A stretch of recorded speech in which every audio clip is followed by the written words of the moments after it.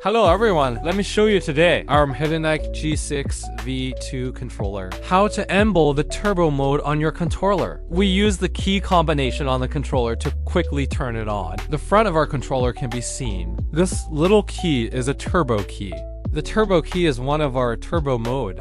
We hold down turbo key.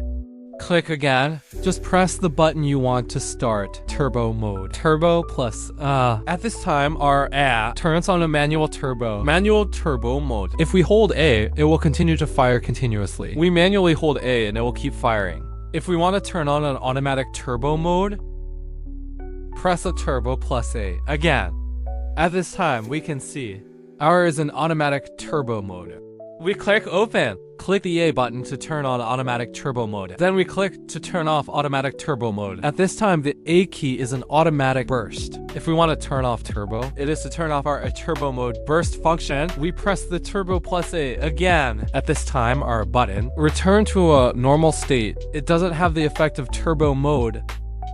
Turn on manual turbo mode.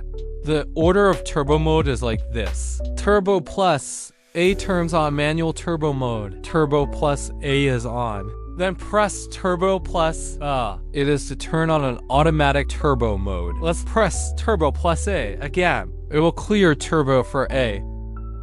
Okay, if we press multiple keys, all have a turbo function enabled. At this time, A, B, X, Y can be seen. All have a manual turned on. A burst of shots.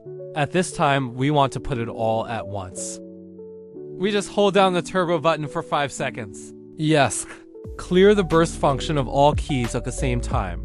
After 5 seconds, the controller will vibrate to prompt you. That means clearing was successful. Okay, all turbo functions. It has already been eliminated by use. Okay, this is a full guide of a turbo fire.